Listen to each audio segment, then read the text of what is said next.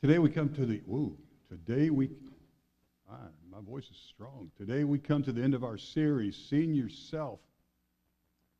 And we're talking about seeing yourself as a witness of the truth. But now, I don't know if it's just me, but are you finding it harder and harder and harder to determine what is and what is not true in our day and age? Who can we believe? Who can be trusted? Is what they're saying to me, is it really true, or is there an ulterior motive? Is there something going on that they're trying to get me to say or to do? You know, when a person goes to court and they're put on the witness stand, they say to that person, make them swear, do you promise to tell the truth, the whole truth, and nothing but the truth, so help me God? And, I wish all the news feeds would take that same oath. Because, man, when I listen to a news feed, every time I listen now, I realize there's something else going on. They promise to tell the truth, the whole truth, the facts, nothing but the facts. But their facts are always tilted towards certain political orientation. There's an agenda behind the truth that they're sharing. So the truth is often skewed or it's twisted so that when they finish, you're not sure if you've even heard the truth at all. But it's not just the news. It's in Hollywood as well. A couple years back when our son Kevin lived in L.A., we were able to travel and visit, Carol and I travel and visit him there. And one of his friends works for Universal Studios, one of the executives there. And so he took us behind the scenes in Universal Studios. And he took us to this one setup, this one storefront, this basically city block, and he said, hey, this was used for this movie. Then he said, once we finished with that, we changed it all around, and then we used this same setup with different parts to it in another movie. And then once we were finished with that movie, we took this same scene, moved it all around, updated it, and used it again in another movie. And in that moment of time, as he's telling me these words, I came to realize this amazing truth that nothing in Hollywood is real. Shocker.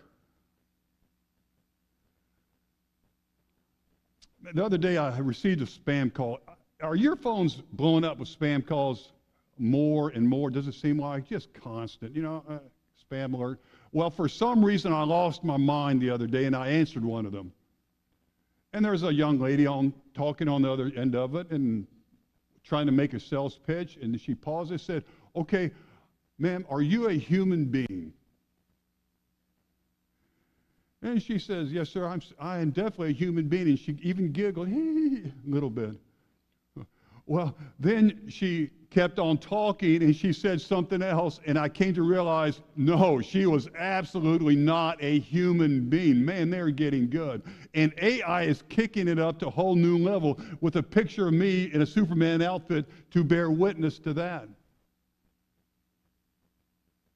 Man, what is true? What is false?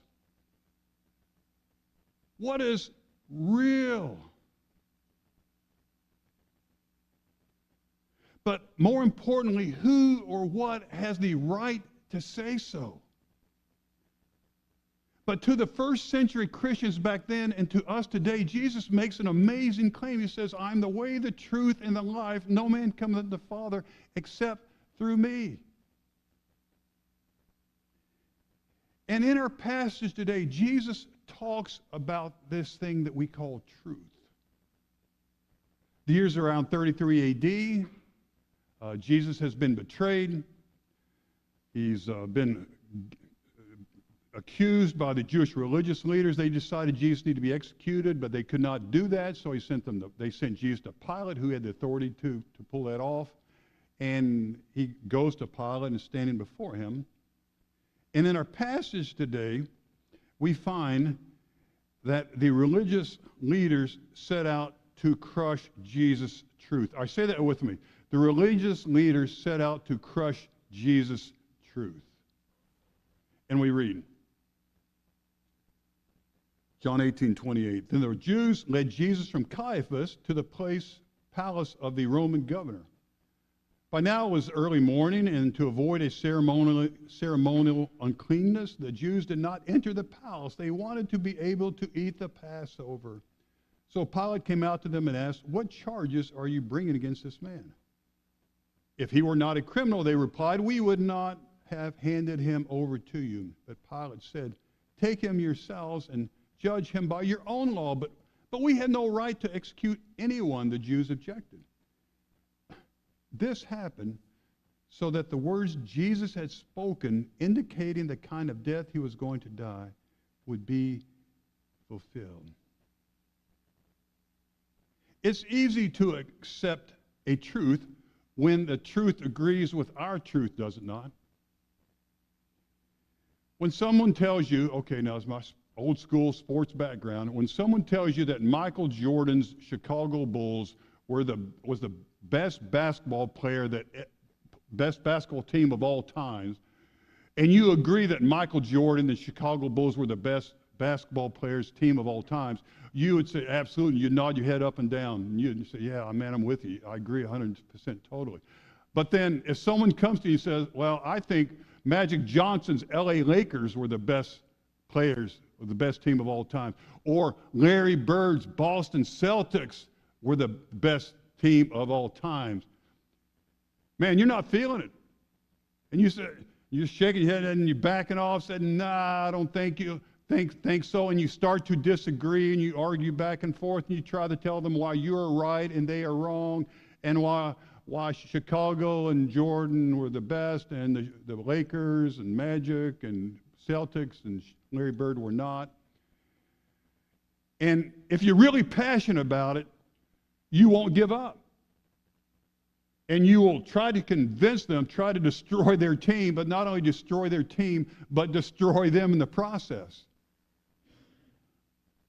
You see, what happens when we go to the point and trouble of believing that something is true, it's awfully hard for another person to change our mind.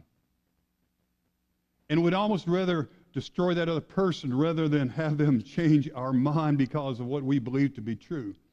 And the Jews believed, their thought process, their system of faith was that if you just did the right things and were good enough, you could work your way to God.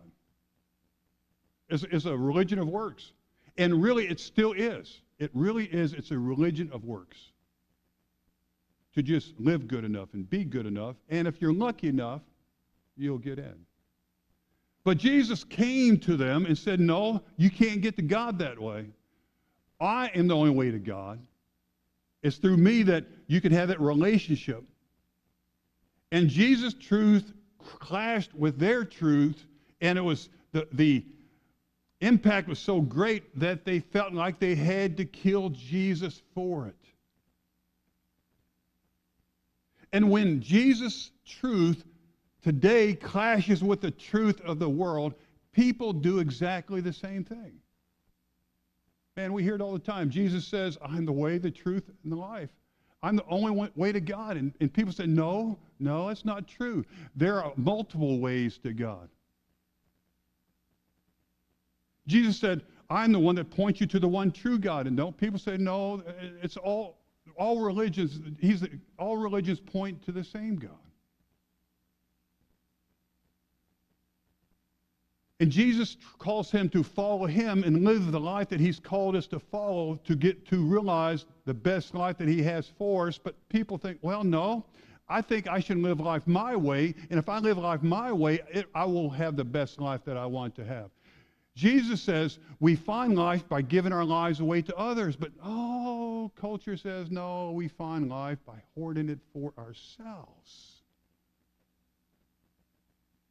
And see, without realizing it, or sometimes even with callous indifference, people crucify Jesus' work, Jesus' truth, just like the religious leaders wanted to crucify Jesus back then. And the religious leaders set out to crush Jesus' truth, but Pilate questioned Jesus' truth. Say that with me. Pilate question Jesus' truth. And so Jesus before Pilate, and Pilate then went back inside the palace and summoned Jesus and asked him, "Are you the king of the Jews?" "Is that your own idea?" Jesus asked, "or did others talk to you about me?" "Am I a Jew?" Pilate replied.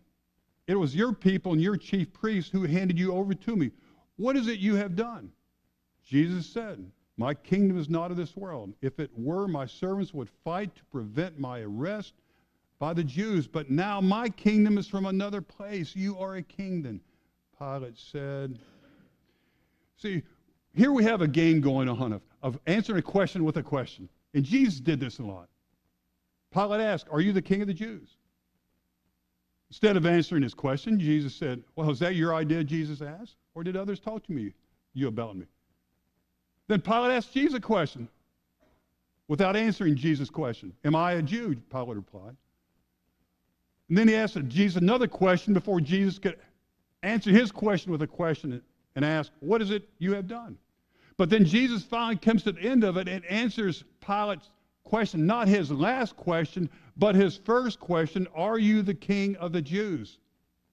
It says, "My kingdom is not of this world, but now my kingdom is from another place." Jesus is trying to tell Pilate, saying, "Look, Pilate, I'm not the king of the Jews, just the Jews. I'm not just the king of just the Gentiles. I'm not just the king of the Romans. I'm not just the king of the Greeks. I'm not just the king of the Americans. I am the king over everyone for all time. For anyone who has ever lived or ever will live, I am that king."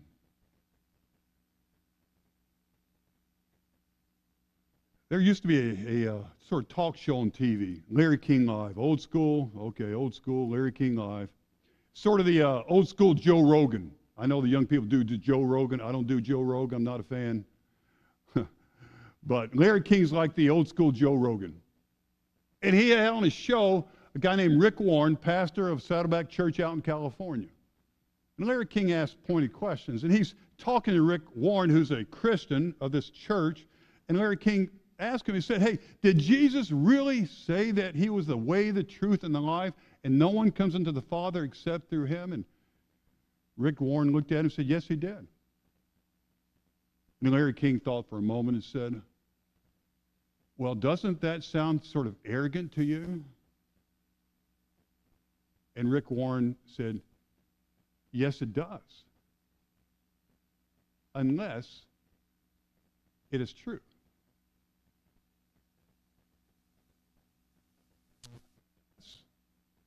It is true.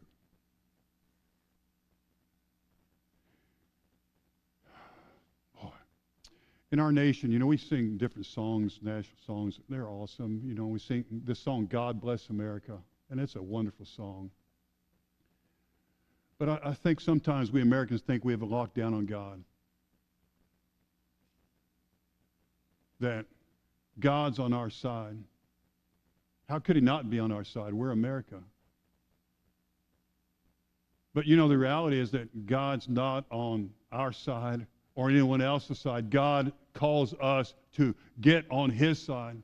And all of Scripture is about God trying to get humanity on his side, to live the life that he's called them to live, to be the kind of people he's called them to be.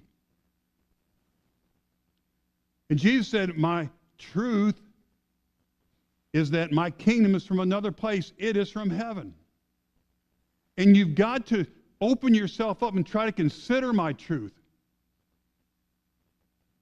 if you have hope of getting into it. And the Jews set out to crush Jesus' truth. And Pilate questioned Jesus' truth. But despite all this, Jesus still testified about his truth. Say that with me. Jesus still testified about his truth.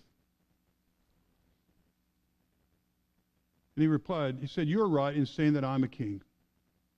In fact, for this reason I was born, and for this I came into the world, to testify," hear these words, "to testify to the truth. singular. His truth. Everyone on the side of truth listens to me. What is truth, Pilate asked? What is truth? And with this, he went out again to the Jews and said, if I find no basis for a charge against him. That's how we know that Jesus' kingdom was not of this world. Because kings go out and conquer. Kings rule. Kings wield power. They conquer people, divide lands, without much care for truth. But the very reason that Jesus was born and came into this world and walked among us was to bear witness, to testify to the truth. Even if people tried to crush it. Even if people questioned it. Even if they wanted to crucify him for it. Jesus came to testify to the truth so that we would have the opportunity to get on the side of truth by opening our hearts to it.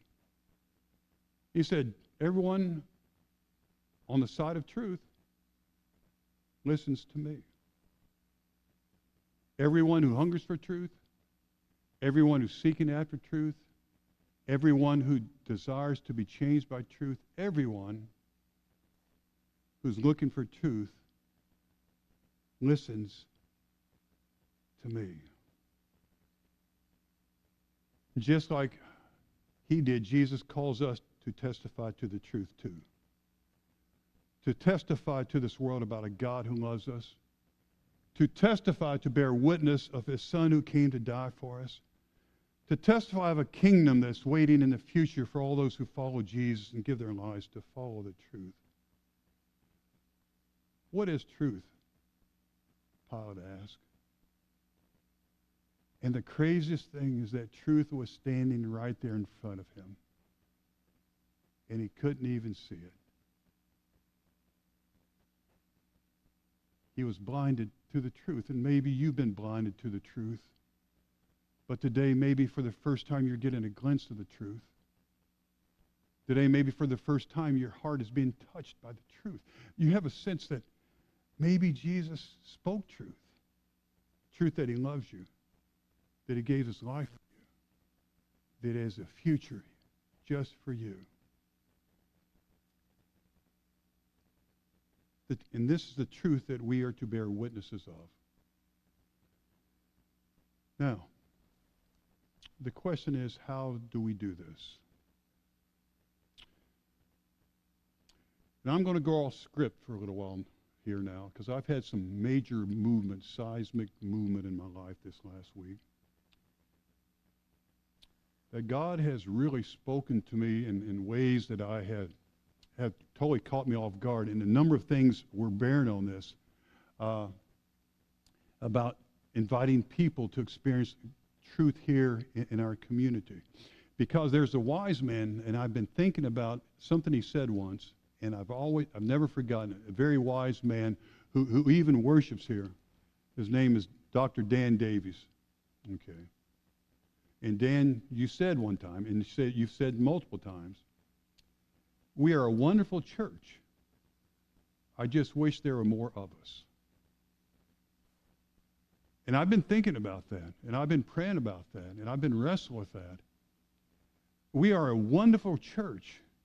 I just wish there were more of us. And so I have Dan's words been impacting me, and I've been thinking about it. But then I came across a quote, so I've got Dan's quote here, then I came across another quote from the business world. It says, your system is perfectly designed to give you the results that you are getting. Your system is perfectly designed to give you the results that you're getting. So we are a small church, and the reason that we are a small church because the systems that we have in place are leading us to be the size of the church that we are. And part of this, I realize, is that it's hard to invite people to come to church, to experience community.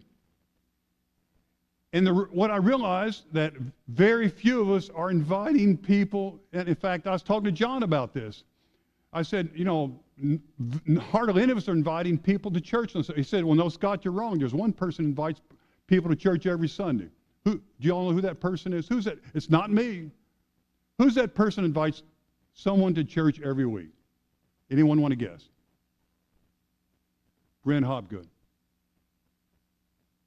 Every week, Brent gets someone a blessing bag, and after he gives it to him, he invites them to church, him or her to church, every week. I don't do that. In fact, I haven't invited anyone to our community in a long time. And so I'm talking, now I've got Dan's quote, I've got this quote, I've got this going on my mind. So I'm talking to John, I'm talking to my son Kevin about this. And he said, Dad, basically, man up. I said, what do you mean? He said, and we talked about this, and he said, in my church, I'm just going to put this up there. He said, this is sort of how he views his community. He says, you know, I believe his mosaic, his community, but we said, I believe Temple is good for me, and it's good for my friends, so of course I want to invite them to the best community. He said, Dad, it's not about you. He said, if you really believe Temple is good for you, and I want you to know, Temple has been the best thing for me ever. And if Temple has been good for me, and if Temple has been good for you, that you are a better person, that your life is better, that your heart has been changed, that you're becoming more like Jesus, it's good for my friends, so of course, I want to invite them to TBC, Temple Baptist Church, a.k.a. the best community. And once I crafted this statement, I just began to pray about it. This is on a Thursday morning. And I don't know what it was, but the light came on. It began, I said, wow, this is not inviting people to church. It's just like, this is good for them. And I want them to experience good. I want this for them. So on Friday, I invited not one person, but I invited two people to come to church to worship with us. One person was a young Muslim lady at the playground there in our neighborhood. I just happened to run into her. I had to watch grandkids for a little while. We're out there talking. Young Muslim lady. They said, hey, I know you're Muslim. But she had a Christian background too. If you feel inclined, we'd love to have you hang out Sunday morning, 11 a.m. We're the Baptist church with a Jewish name. That's what I use. Temple Baptist. We're a Baptist church with a Jewish name. Helps people not forget. Come on, hang out with us. Then later that evening, I was in Kirsten's condo area, and there was a gentleman sitting in his garage. And joined today, waved at me, I waved back. I was busy. I didn't have any time to stop. But I felt God saying, Scott, you need to go talk to him. And I said, God, I don't have any time. I got stuff to do. He said, Scott, this is your choice right in this moment. Will you be obedient to me or not? I said, okay. And so I went over and talked to him. And we talked. And I learned his story. He has church hurt. Do you all know what church hurt is? That's people, churches that hurt people because of how they don't act like Jesus or not like Jesus. They get hurt. And I said, man, we're a church that brings church healing. We take people who have experienced church hurt and we bring healing to them, their lives, their future. I said, we'd love to have you come. We're the Baptist church with a Jewish name, 11 a.m. Sunday morning. I got his phone number. He wants to do lunch. We're going to talk some more about Jesus.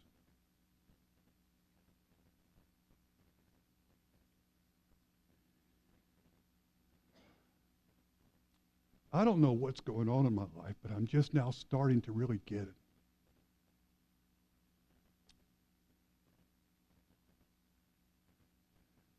And I believe that what we have, that because this community is good for me, is good for you. It's good for our friends.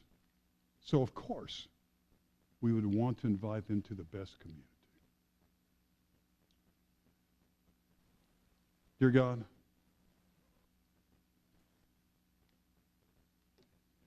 I thank you for the experiences that you brought into my life this past week.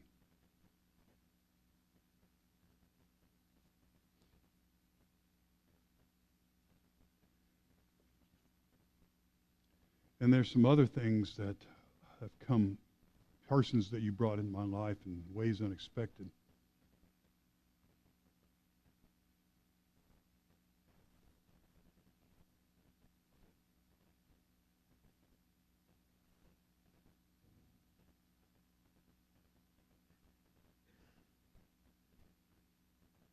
We are your witnesses. You said, we are your witnesses. Dear God, help us be a witness to the truth with not the way we argue or the way we try to prove someone else wrong, but the way we love, the way we live, the way we help, the way we are with this world, so that they may open their heart to the truth and believe. And all God's people said, so now we've got a new parting, a new parting thing we're going to say now, all right? I know, change it up as things go along. Everybody with me? All right, together? I believe temple is good for me, and it's good for my friends, so of course, I want to invite them to the best community. Absolutely. God bless. Have a wonderful week. We'll see you next Sunday morning.